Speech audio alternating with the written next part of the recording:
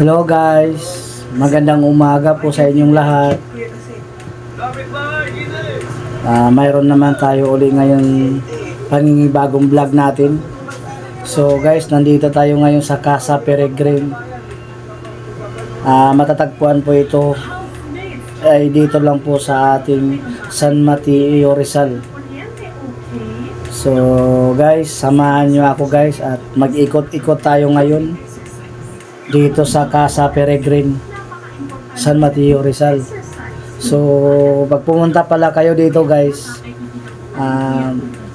kailangan nyo munang mag-log at mayroon kayong babayaran na 50 pesos. At siyempre guys, yung 50 pesos na ibinayad nyo ay sobrang sulit po talaga. Dahil sa view pa lang guys, talagang busog na kayo.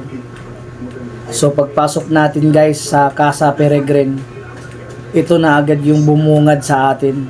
Napakadaming pwede nating pagpipicturan. Pang ano talaga guys, pang Telegram talaga yung ano natin, yung view dito. Pag Instagram. So ito guys, pagpasok natin, umakyat tayo kaagad dito sa kanilang tree house. Ayun guys, wala ganong tao ngayon dito guys dahil Wednesday po kasi ngayon, kaya hindi ganong mataong lugar. Pero expect nyo guys, pag pumunta ka dito sa Sabado or Linggo, sobrang daming tao dito guys. Ako guys, sinadya ko talaga na pumunta rito na ganitong panahon dahil gusto kong maikot ko tong lahat. So yun nga guys, pagdating ko dito, wala na tayong ganong nadatnan na sea of clouds. Pero nung unang punta ko dito guys, grabe, sobrang kapal ng pagspo ditong lugar na ito. Sa bagay, maaga pa kasi ako pumunta dun. Kaya nabutan ko ng ganun. So ito guys, nakita nyo naman. Hindi na gaanong kalat na po yung ating sea of clouds. Pero papasalamat pa rin ako guys dahil hindi, kahit wala tayong nadatnan na sea of clouds. So napakaganda naman ng lugar ng ating napuntahan. So nung pumunta ako dito dati, wala pa to guys. Yan, yung mga ganitong yung mga tulay. Hindi pa po yun ganyan. Pero nagulat ako pagdating ko dito, meron ng ganito. Kumbaga, nire-renovate pa rin siya. So ito guys, dito pa lang guys, talagang busog na kayo. Kung gusto niyo talaga guys, picture. So ito guys, ito nga pala yung kubo nila guys. Kung gusto niyo mag-stay overnight, talagang solid talaga guys. Kaya lang hindi ko na itanong kung magkano yung rent ng kubo nila dyan. So hindi ko rin alam kung mayroon silang ano dyan, kung available na ba. Kasi nakita ko kasi under of construction pa.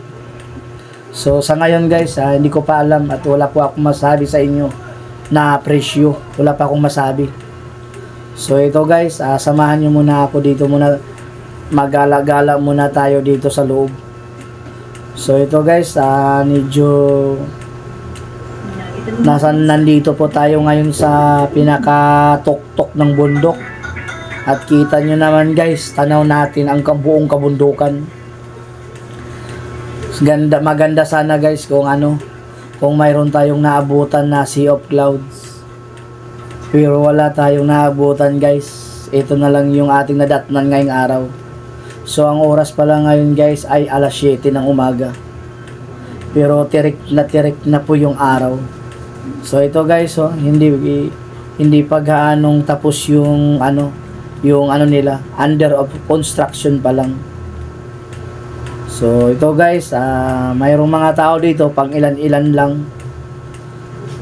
Talagang konti lang ang mga tao ngayon dito. Ayun guys, ganda pa rin ng panahon, biniyayaan pa rin tayo ng magandang panahon. So hindi pa po nagtatapos dito guys yung ating pagkuha ng video. Pupuntahan pa natin yun doon sa dulong-dulo na yun. Pupunta pa tayo doon guys. Susulitin natin yung ating pasyal dito ngayon. Sa mga nakapunta dito at sa mga nakakaalam na lugar, maraming salamat. Dahil sa YouTube ko lang din to na nakita. Kaya ito pinuntahan ko. Okay guys, maganda talaga dito guys. Busog na busog ka talaga dito guys. Sa kung picture lang yung hanap mo, talagang busog na yung mata mo. Pang Instagram dito yung mga picture guys, sulit sa halagang 50 pesos. Ito yung bubungad at makikita mo dito sa loob. Yung spider webs nila guys, wala tayong nadatnan na mayroong umakyat. Kasi Wednesday po kasi ngayong araw, kaya wala po ganong tao pumupunta. So hindi na ako nagsubok guys dahil medyo medyo masakit na sa balat yung araw. Kaya nakapokus ako ngayon sa pagbibideo. At makita niyo yung nakikita ko ay parang nakikita niyo na rin lahat. So ito guys, dami, sarap. So pupunta naman tayo uli ngayon dito sa dulo. At ito na nga po yung heart nila na pinagmamalaki. Yung tinatawag nila Casa Peregrine. So ito yung pinaka-view deck nila guys. Bagay na bagay to dito guys sa magsyuta at mag-asawa, sa pamilya. Kung gusto mo mag-propose guys ng isa girlfriend mo, pwede dito guys. Pwede mo rin dito ganapin lahat. Kung may birthday man sa inyo o kung anong meron dyan, etc. Pwede dito guys. Talagang mamamangha ka dito sa ganda.